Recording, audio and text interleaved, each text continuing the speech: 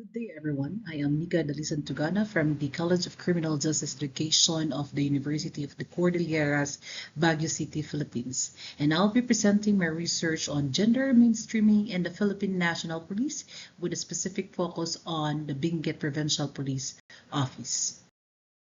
Gender mainstreaming in policing is anchored in global and national mandates. Globally, the Universal Declaration of Human Rights affirms equality. CEDAW calls for the elimination of discrimination against women, while UN SDG 5 promotes gender equality.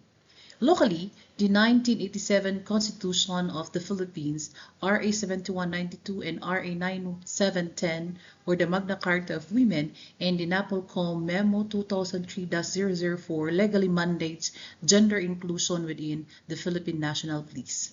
These frameworks push for gender equity in policing, an institution historically dominated by men. Despite reforms, female police officers still face unequal treatment.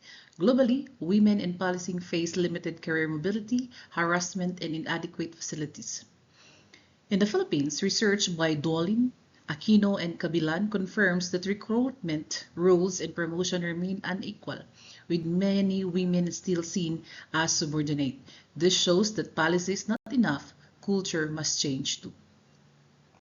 This study had two key objectives. First is to assess how gender mainstreaming is implemented, and the Philippine National Office is focusing on Benguet Provincial Police Office. And second, to identify the factors that influence its success or limitations. These objectives helps us understand whether gender initiatives go beyond paper and translate into real change. Validated survey instruments was used in this study with a very high reliability score of 0.994. The tools were drawn from the NAPOLCOM Memo 2003-004 and the 2020 PNP GAD manual. Data came from 293 Benguet PPO personnel and 13 PICADO officers using a mixed methods design. Quantitative data were analyzed using weighted mean, while qualitative inputs were treated through thematic analysis. The results of the study were grouped into four key areas. First, the creation and composition of the gender and development focal point system, the identification and resolution of gender issues, equal participation and opportunities, and last, the quality and relevance of GAD programs. The GAD focal point system and Benguet PPO received a general weighted mean of 3.46, which is descriptive described as strongly agree. Indicators show that the system is established, led by the Police Community Affairs Unit, and includes trained members from functional units. However, the co-vice chair rule of the highest ranking female non-uniform personnel had the lowest mean, suggesting a need to strengthen inclusion of non-uniform personnel.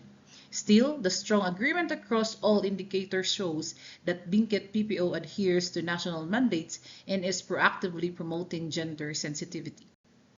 Notably, discrimination and sexual harassment were reported as prevented, and that concerns affecting both personnel and clients of the police office are actively addressed.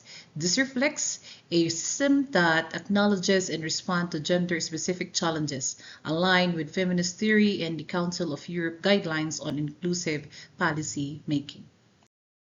Equal opportunity indicators scored a general weighted mean of 3.47. Highest scores were for schooling and benefits, both at 3.48, highlighting fairness in career development. The establishment of women's organizations has the lowest score, possibly due to low awareness or prioritization. Nonetheless, Benguet PPO demonstrates gender egalitarianism, aligning with RA 9710 and surpassing conditions in countries like India, Kenya, or Indonesia. GAD programs scored a general weighted mean of 3.46. The strongest point was their advocacy for women's rights and protection against gender-based violence. Programs also promote equal benefits distribution and internal participation.